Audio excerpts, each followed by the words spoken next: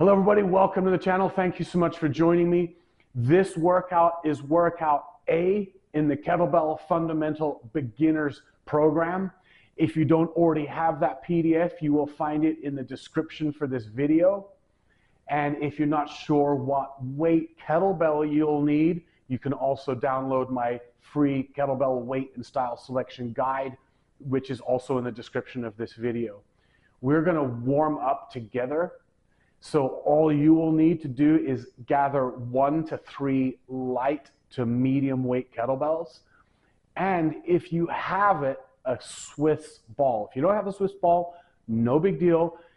If you do have cushions or an ottoman as a substitute, that would be great. If you don't have that, we can also do this exercise on the floor. There's multiple ways we can do this, so not a big deal.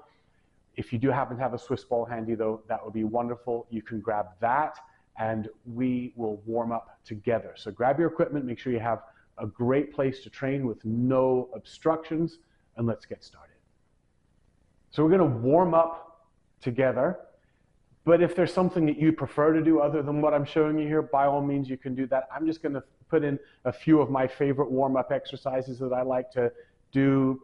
I have varying warm-ups, so this is just one variation. We're going to start off with what we'd call a good morning, and this is just basically just coming down and touching your toes and coming back up to standing. Now if you'll notice as I do this, I'm going to go through about 12 reps at a relatively slow tempo. I'm not really worried about keeping my back completely neutral, right?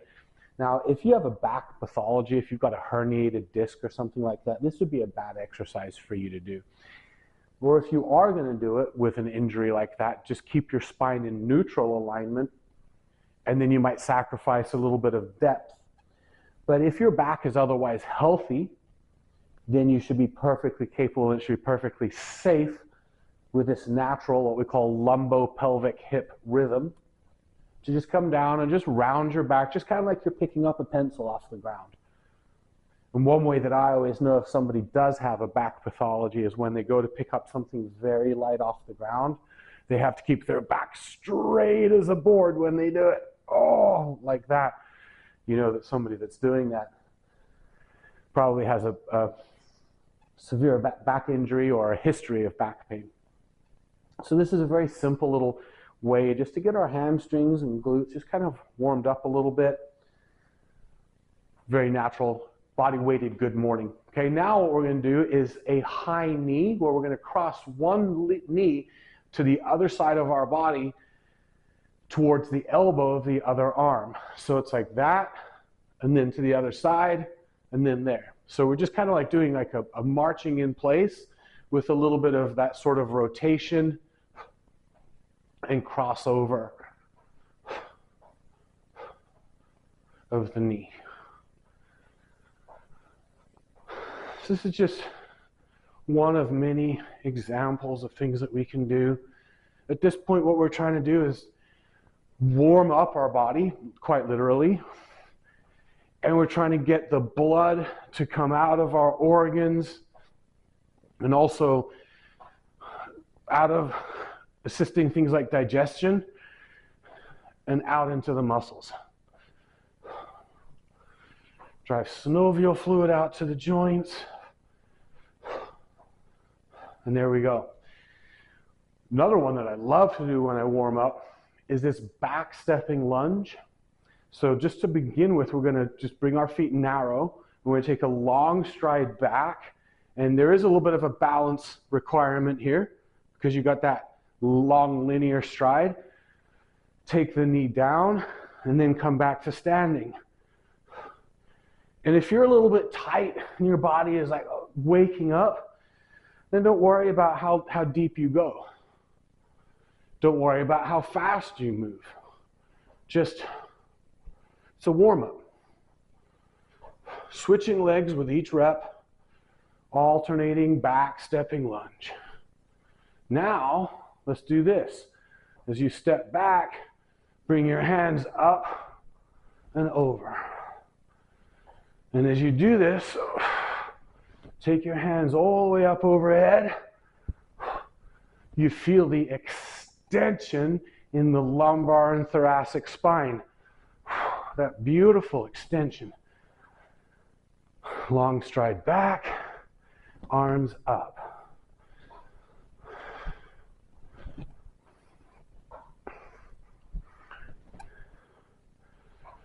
Just like that.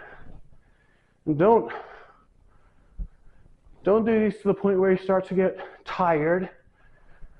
Don't go too quickly, okay? There we go. Beautiful. And that really helps to, you'll probably feel it in the quads and hip flexors. Those muscles, we're going to need them today. We want them woken up. Now, we'll finish our warm-up with movement prep. Today, in our workout, we're going to be doing squats. So, let's do some body-weighted squats so that that pattern is ready for us. Hips down, back flat, feet flat into the ground. And then as you can see, I kind of try to get elbow to knee contact.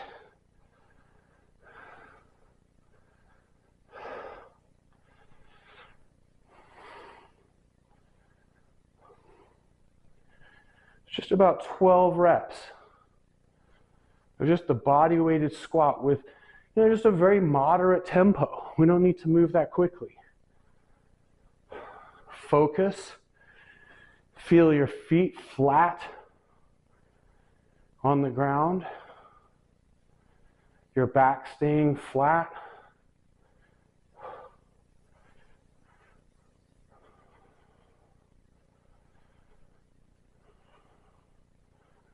And there we go. Now we know, hey, we're primed, we're ready for the movement.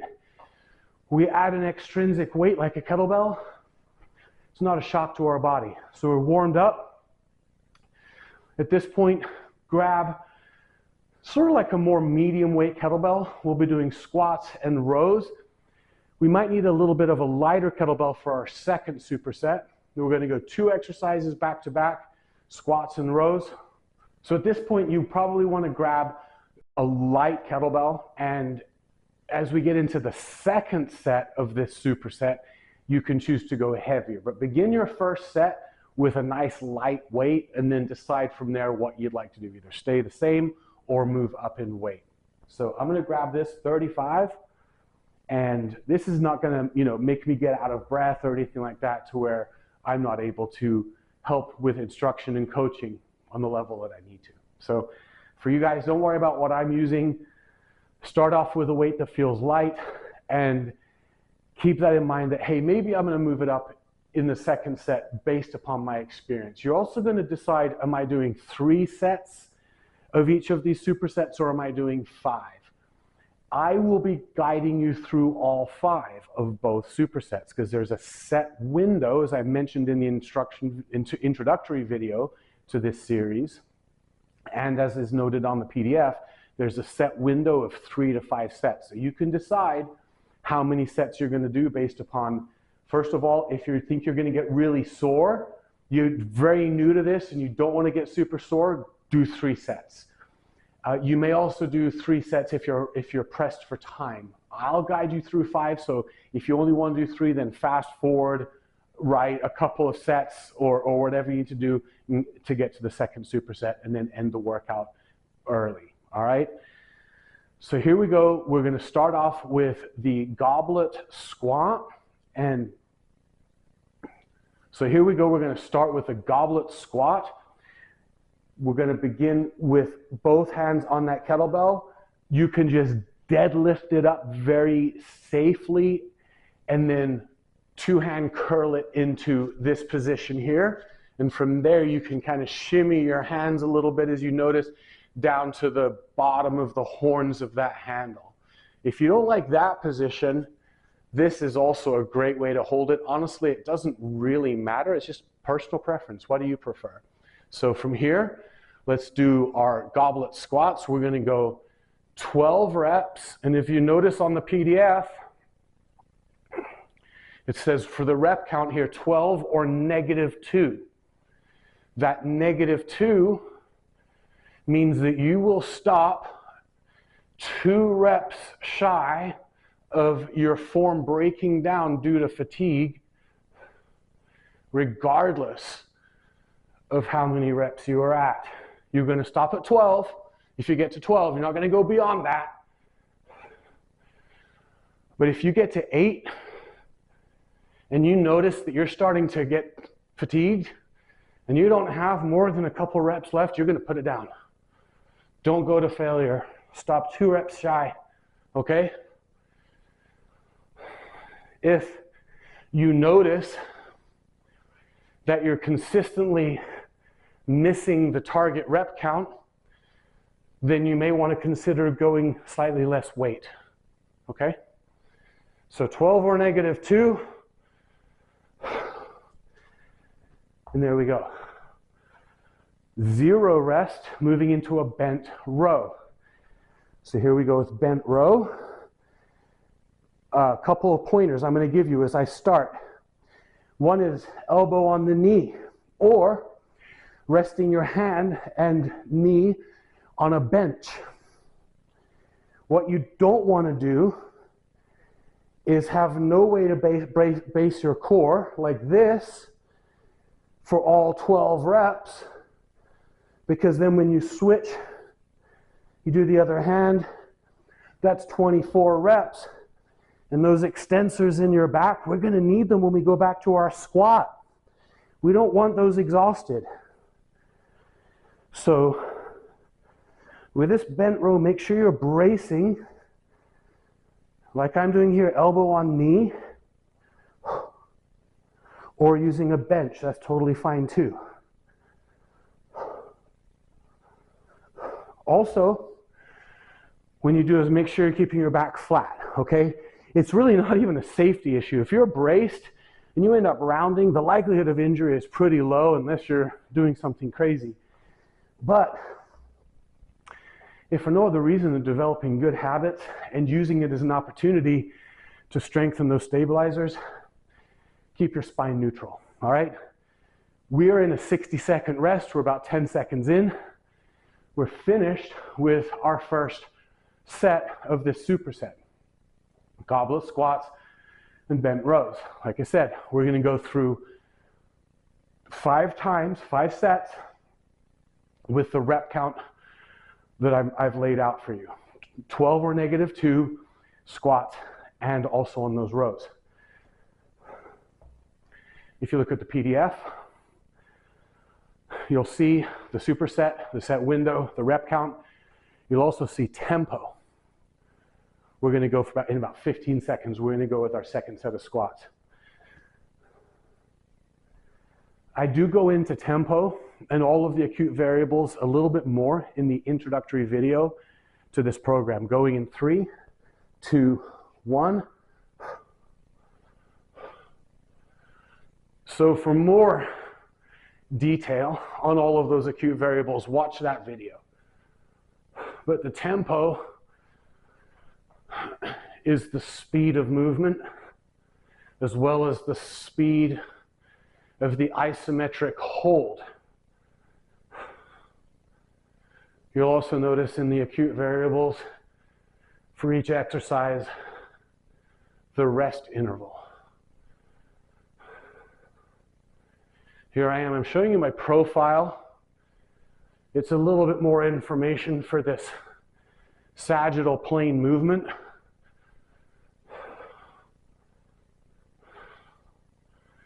From the front, you can see if there's weight shift left to right. So it does give good information, because I'm constantly assessing and looking at the movement, and I want you to be doing that too of your own movement.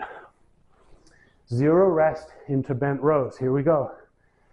So understand that what we're doing with this program is not just building strength, but we want to build movements, especially more integrated movements like squats and hinges and lunges, with excellent proficiency.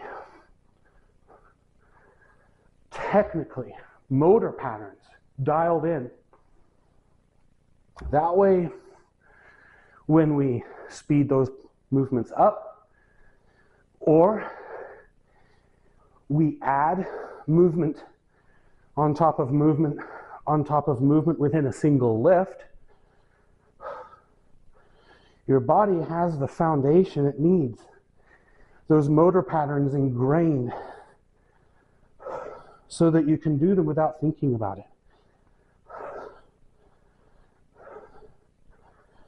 So for that reason, as you go through this program, 60 seconds of rest coming up, round 2 finished. Hold yourself to a very high standard for your technique. When you squat, make sure you're not rounding your back. Make sure your feet are planted beautifully into the ground. This is one of the reasons I wear the shoes I wear. It's certainly not a fashion statement. I wear them because there's no cushion, no buffer between me and the flat surface. There's no elevation in my heels, and my toes can spread. Barefoot is preferable, but you can't always go barefoot, obviously. So you really want to just hold yourself to a really high standard for movement, and that's going to begin with your connection to the ground. So keep that in mind. Video yourself, watch the video, post the video in the Kettlebell Gym Facebook community, and we will help you. I will help you. Let's go. Third set of goblet squats. 12 or -2. Now I'm choosing a slightly narrower stance on this.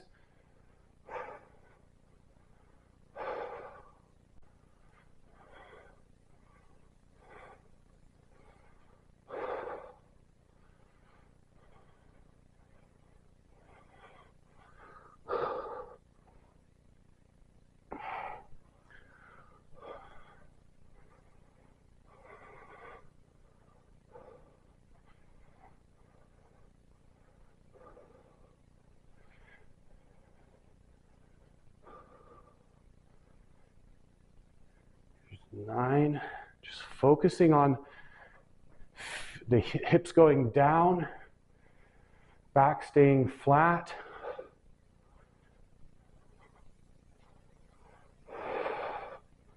And there we go. Into our rows, 12 and 12.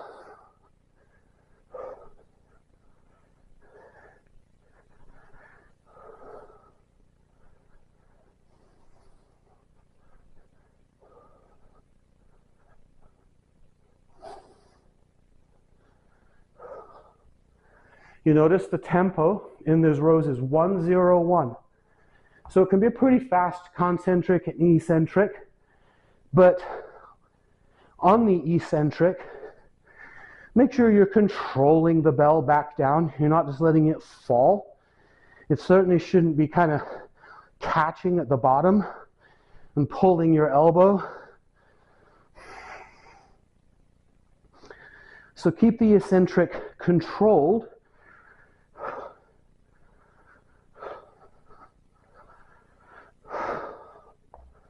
But you have 1 second up, 0 at the top, 1 second back down again. As I share 60 seconds of rest on the clock in the introductory video, tempo is a very important acute variable, but the concentric and eccentric that I list is a guideline. The middle number, the isometric hold, there's a very specific purpose for that. If it says 0, do 0. Believe me, even adding a 1 to a lot of different exercises can make that exercise way harder. And then there's other exercises, as we're going to do today, where we have a 5-second isometric hold. Okay, so that middle number is super important. We've got about 20 seconds of rest left on the clock, and we're going to get into our fifth and final set of this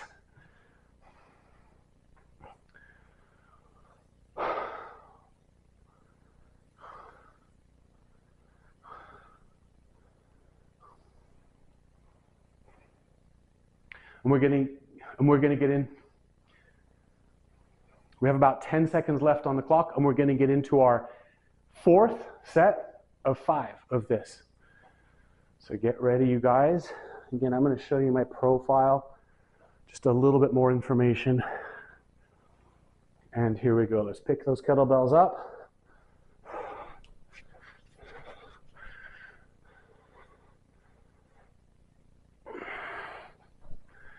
Now, something you guys don't know is I actually already filmed this workout today, and it happens a lot where technology doesn't always work in your favor. And I've had countless times where I get a little glitch in my data and the video doesn't process properly. But today, I cannot blame it on technology. I can only blame it on, well, myself for not turning on my microphone. And I thought, well, I could always do a voiceover. But I figured, nah, I'll just refilm it. It's light enough. And if I'm going nice and light, then I can make up for a lack of intensity with more volume. So I'll do it again. There's my squats going into rows. You guys, by the way, when I talk and lift, I lose count completely. So count your own reps and don't follow along exactly what I'm doing, because I could be plus or minus a couple.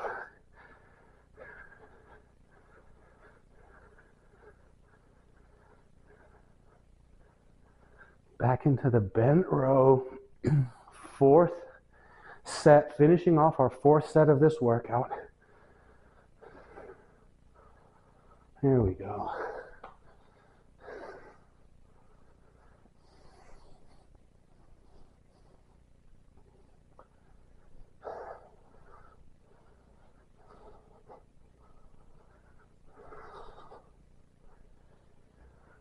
Once you know to keep your elbow braced and your spine neutral, and just generally brace your core on that lift, technically it's not that difficult, but it is worth saying, just keep that elbow moving straight up and the arm close to your body, and don't let the bell pendulum. Just keep the bell moving straight up and down. It's pretty basic, but as you do that row, you want to feel your shoulder blade squeezing in towards your spine.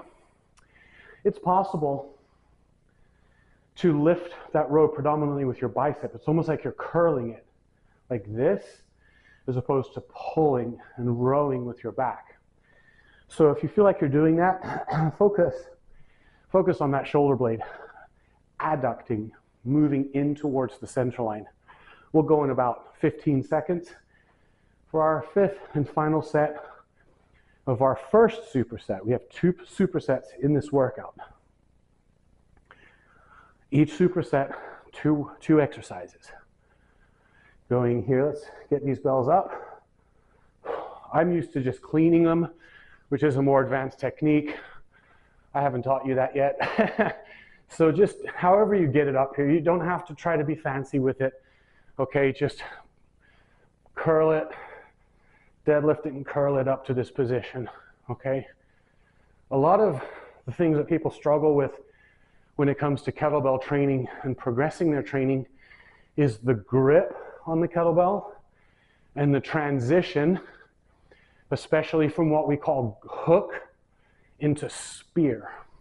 It's very difficult for people to learn at first, and it causes wrist banging on cleans and snatches. And it causes excessive wear and tear on your skin and your palms, blisters and calluses. So a big part of learning how to lift kettlebells is learning grip and transitions.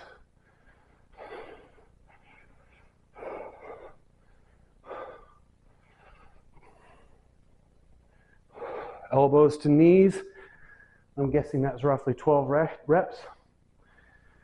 Wasn't far off, plus or minus a rep, I would say. Here we go with rows. 0 rest programmed in here. And then at the end of the rows, 60 seconds. As a side note, and something I mentioned in the introductory video, is that a superset is 2 exercises back to back. A circuit is 3 or more. Usually with no rest in between, but rest at the end. That's what we're doing here, a superset, 2 exercises. Now, a lot of times when I do write a program, even if I'm writing a circuit, I'll still use the abbreviation SS, which technically would only be for 2 exercises. But sometimes if I'm doing a full circuit, I'll still keep the abbreviation the same for simplicity's sake.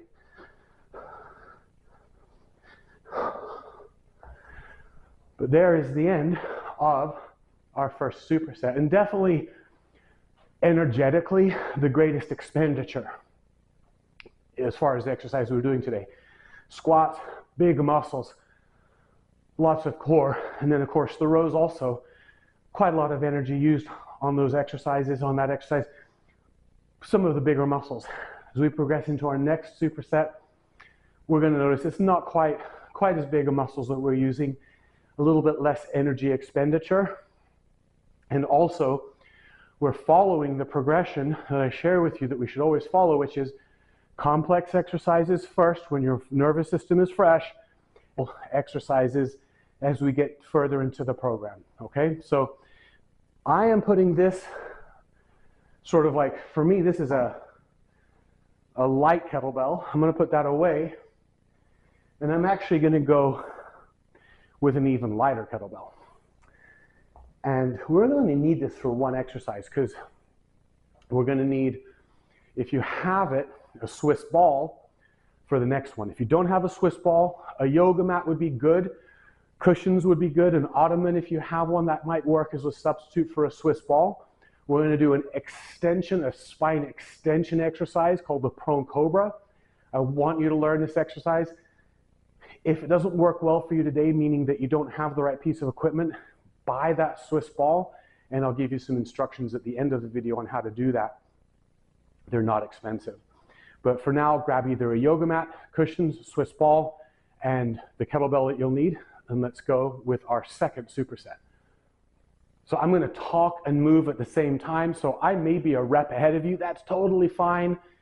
This is the triple crush that we're going to begin with. This is, I'm going to grip, if you notice how I'm going to grip this kettlebell, actually you can just deadlift it up to top, and from here you want to supinate both hands and hook and hook.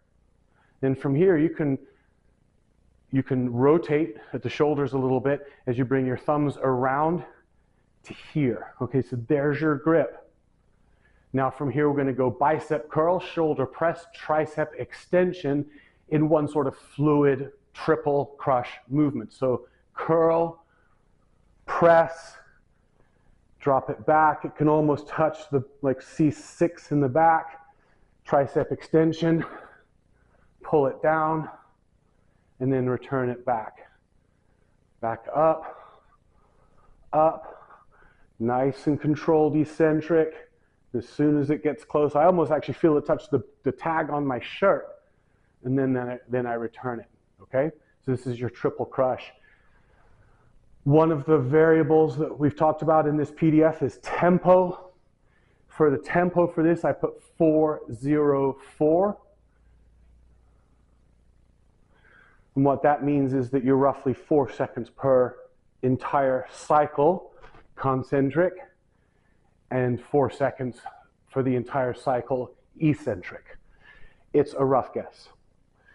But as we get into the prone cobra, if you look at the tempo for that, we have a tempo of 2, 5, 2, which means a 5-second isometric hold at the top.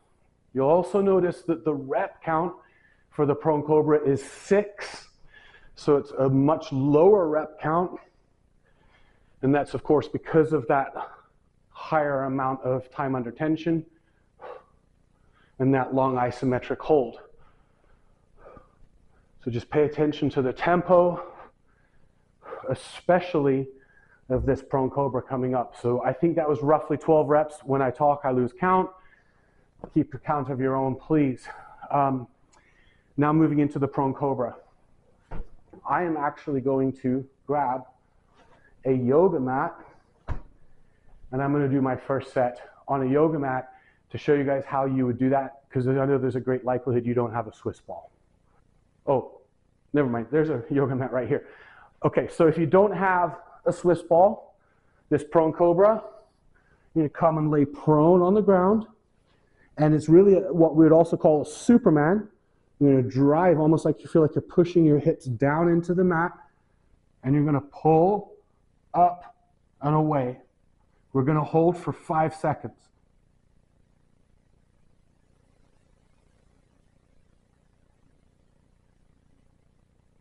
And then control it back down. And there we go. If you have a Swiss ball, this will be more range of motion and a little bit more comfortable.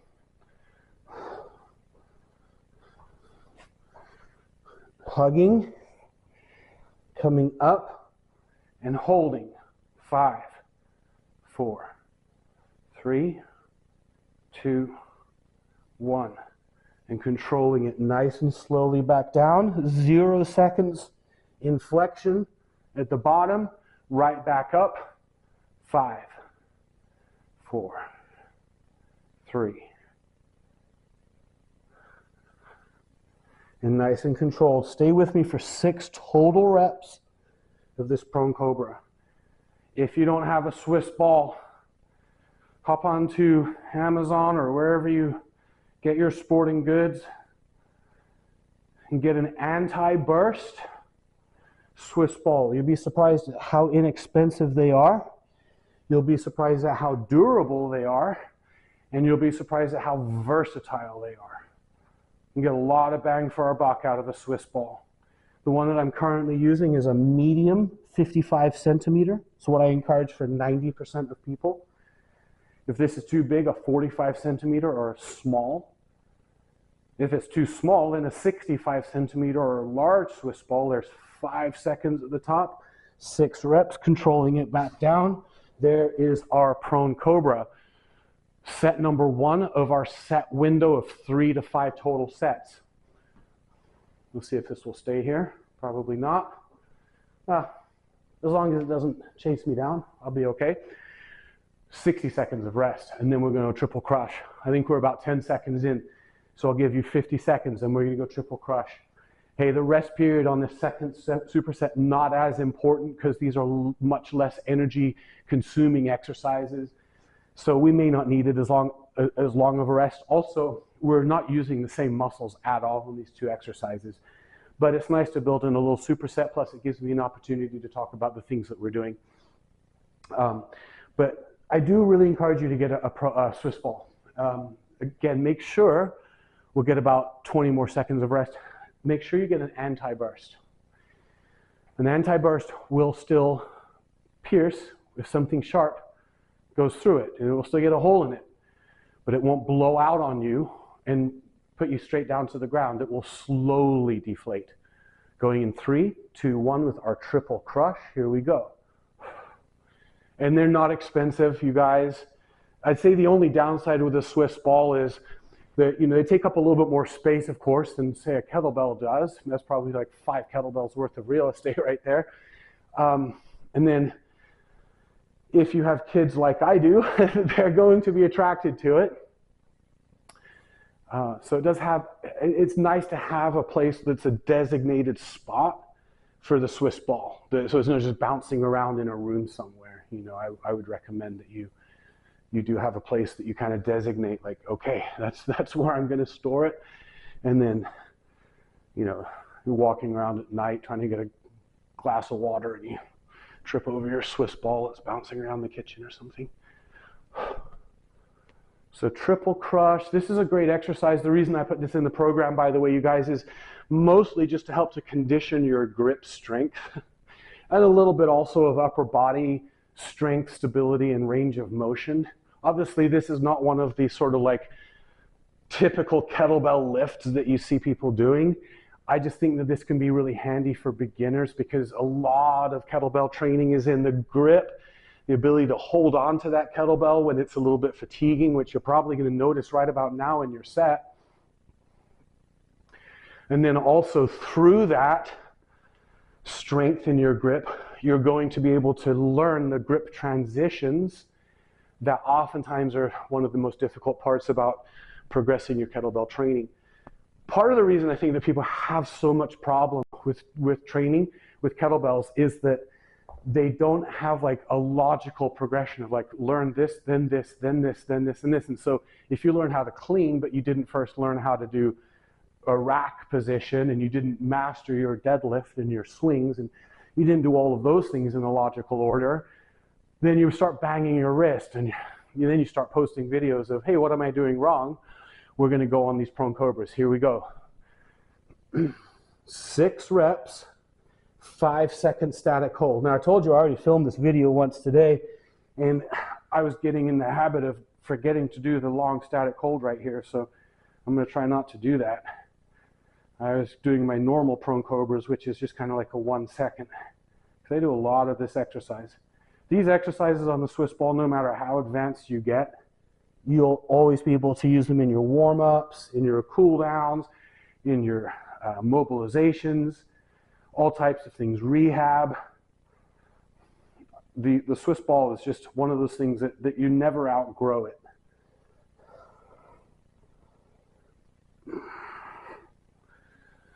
Oh yeah, pulling up really high, counting each rep for 5 seconds at the top.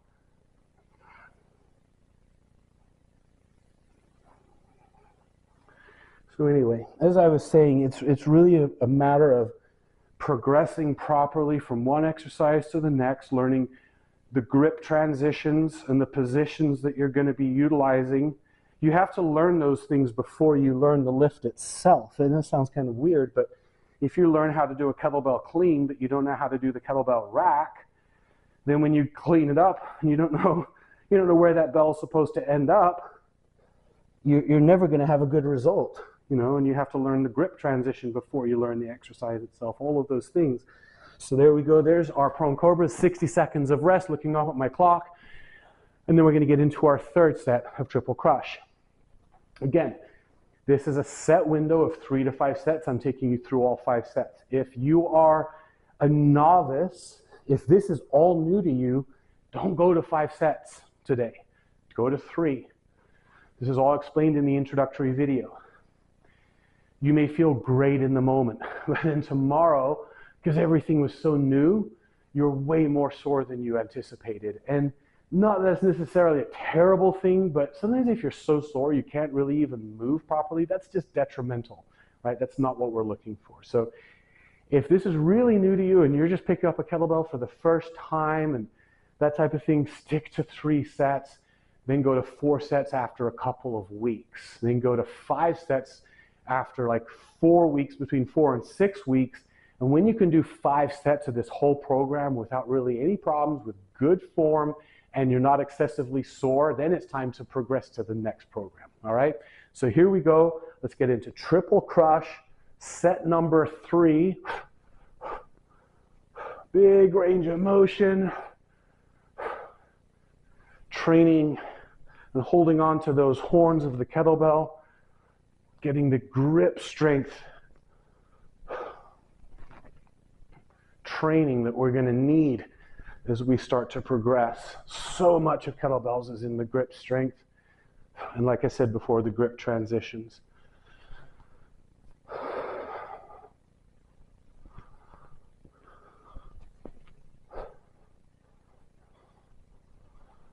This is not an exercise that I really do very often because, to be honest with you, the things that we're using them for today, as you progress, you'll find more efficient ways of getting them done.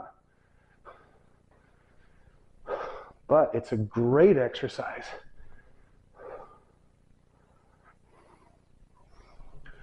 Especially for what I said, just to get that conditioning in the grip.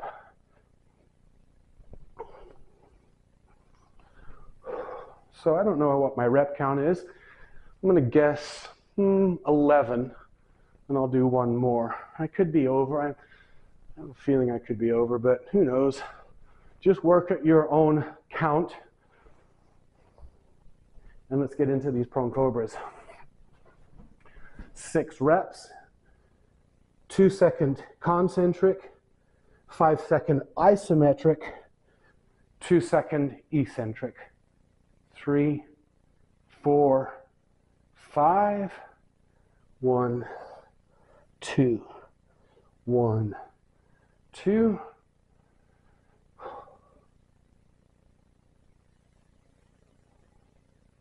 There's 5.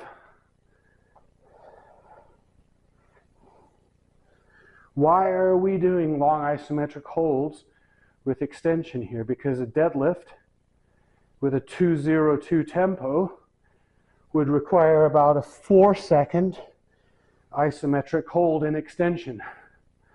If we needed to slow our deadlift down a little bit because we didn't feel like we were moving properly, we just wanted to slow the tempo, we could be 5 or 6 seconds holding this eccentric, this extension. So when we start to learn other exercises, we're going to realize, hey, we need to be able to hold this position for a moment. It needs to be strong and trained. There's a lot of stabilizer muscles that are slow twitch that we're working here, not just fast twitch muscles. And again, I lost count, but I'm going to get one more. Supinate your palms like you're holding a bowl of soup. Try not to let it spill. And then come back down. You'll probably also notice that the extensor muscles of your back are really working well. And also the muscles around your shoulder blade as you're adducting your shoulder blades and pulling your shoulder blades in towards your body, that those little guys are also firing. Wonderful exercise. It's a great exercise for improving your posture, as you can probably imagine. And people come to me and they're very kyphotic, and I use that exercise to help bring them into extension. And what you might find is, like, for the rest of the day after you do 3 to 5 sets of prone cobras, that you're kind of just standing up really tall and that your shoulders are sinking down and back just much more naturally. And that's what the prone cobra does. It's a wonderful exercise to help correct that posture, which for most people follows flexion, a movement towards flexion as we get older and older. And so the prone cobra pulls us back into extension. Let's get into our 4th set of triple crush. Here we go, 12 reps.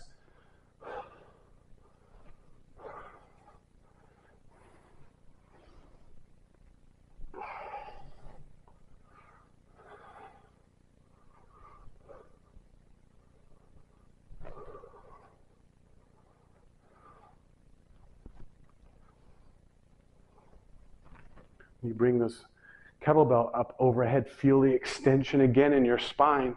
You extend your spine still in extension. When you go to lift overhead, which will happen with Turkish get-ups, clean and press, snatch, in order to bring the kettlebell overhead, you have to have the ability to extend the thoracic spine. So that overhead position of the arm doesn't just come through range of motion in the shoulder. And if your spine is locked into kyphosis or a rounded posture, and you try to lift overhead and force the shoulder into more range of motion than it's meant to do, you can end up hurting your shoulder that way. So come up here, feel extension, just like you had in the prone cobra.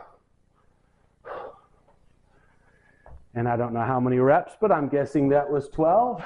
We're going to move back into these. 6 reps, 2, 5, 1 is our tempo. We'll take 60 seconds of rest when we're done, and then we'll get our final set finished.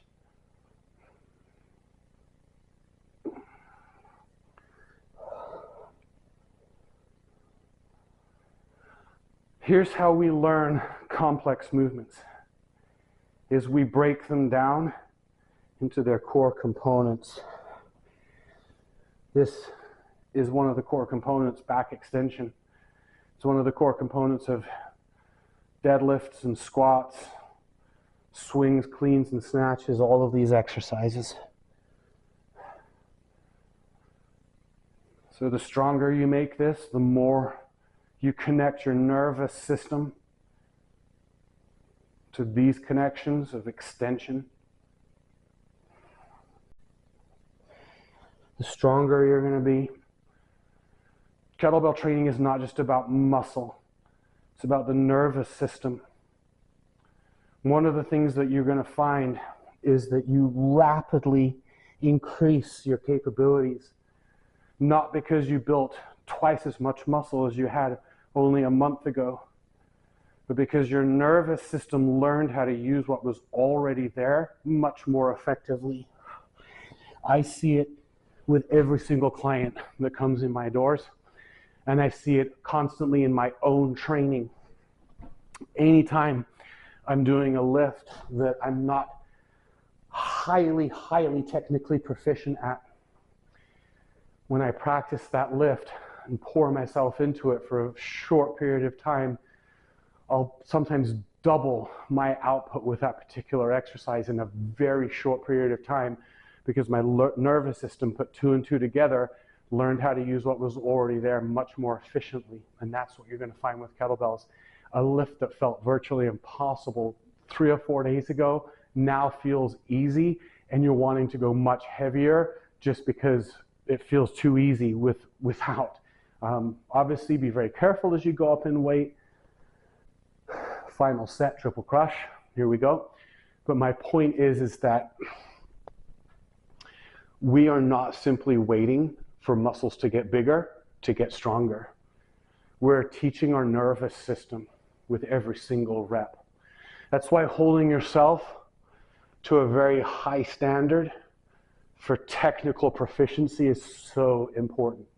You can teach your body and your nervous system improper movement just like you can teach it quality movement. So hold yourself to a very high standard, but what we're doing is we are teaching our nervous system.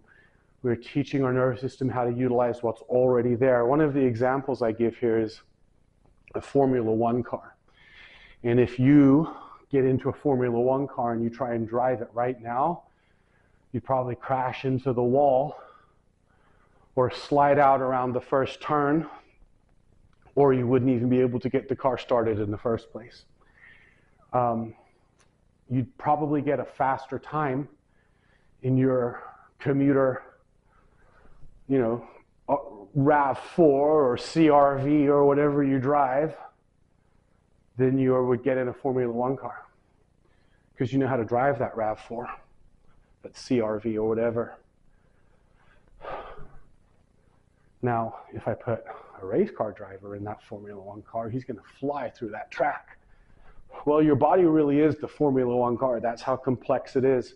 And it really it's actually way more complex. And it has potential and capabilities that you don't yet realize. I don't know how many reps that was, but I'm sure it was more than 12. Final set, prone cobras, and we'll wrap this workout up.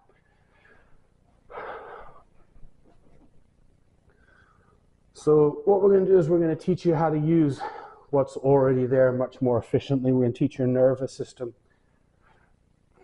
You're going to learn these things with body weight, with very, very light weight. And then the weights, oh, here I go. See, I'm repping out my prone cobras here. It's like I said, I did that on every set the first time I filmed this video. So here we go, 5-second static hold. So what happens when I mindlessly get into an exercise? Not mindlessly because I'm talking to you guys, but 5-second hold and then control it back down. That's my first rep because the other ones didn't count. But you can tell I do a lot of prone cobras, and I do them at a normal tempo or like a 2-1-2 tempo frequently, just kind of like as a warm-up or mobilization. It's also a wonderful exercise for rehabilitation. I have a lot of people come to me who have hurt their backs doing their various exercises, working out in the gym. A lot of times I get people coming to me with back injuries doing things, and this is most back injuries I hear about, are people who are putting on their shoes or taking out the trash or pulling clothes out of the washing machine. It's usually doing mundane tasks that hurt people's backs, which is kind of maybe counterintuitive, but it definitely represents the overwhelming majority of people that come to me with back pathologies.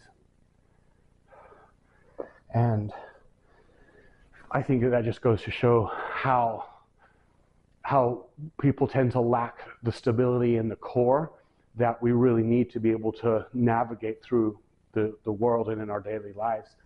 And I think a lot of times that lack of stability comes from a couple of things. One thing is very sedentary lifestyle, sitting behind chairs at desks all day long.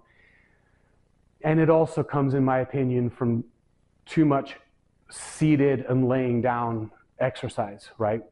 A lot of weight training like lat pulls and seated rows and bench press and leg extensions and hamstring curls and you name it. There's a sea of machines in the gym. Those machines, they tend to make your prime movers really big, but they don't really do anything for the stabilizers that actually prevent injury when you're going about your day. So that's what these exercises are about, and that's what the kettlebells in general are about, is teaching your body integrative strength so that when you're going about your daily life, taking out the trash, playing with your kids. For me, I now have a 10-year-old. He's about to turn 11, and he still thinks that he weighs 25 pounds. And for me, it's like, no, I actually want you to jump on me sometimes. Like, it's fun. I just want to know that I can handle it, So whatever it is, whether you're jiu-jitsu or martial artist or pickleball or tennis, whatever the sport is that you're playing, you got to have that base level of stability and strength and athleticism, and that's what the kettlebell creates. So that's what we're working on. We're working on it progressively, and I think, did you get that idea? We're going to make our training more and more challenging, not just with more weight, not just with more volume, but by making the exercises technically more and more difficult as we progress. And you're going to realize why as we do it, because that all translates into some of the complex movements that we're doing in our daily life. Anyway, thank you so much for joining me. I will give you one quick note if you're still hanging in there about the Swiss ball. This is a 55 centimeter anti-burst Swiss ball. Make sure you get anti-burst. 45 centimeters, that's the smaller Swiss ball.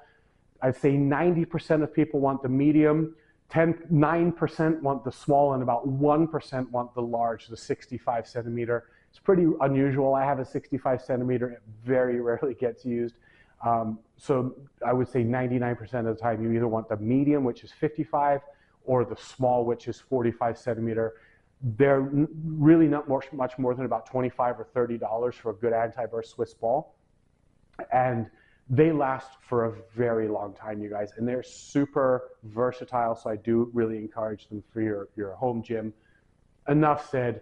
Thank you guys so much for watching. If you're in it for this program, the next workout coming up is going to be workout number B, letter B. I'll see you there.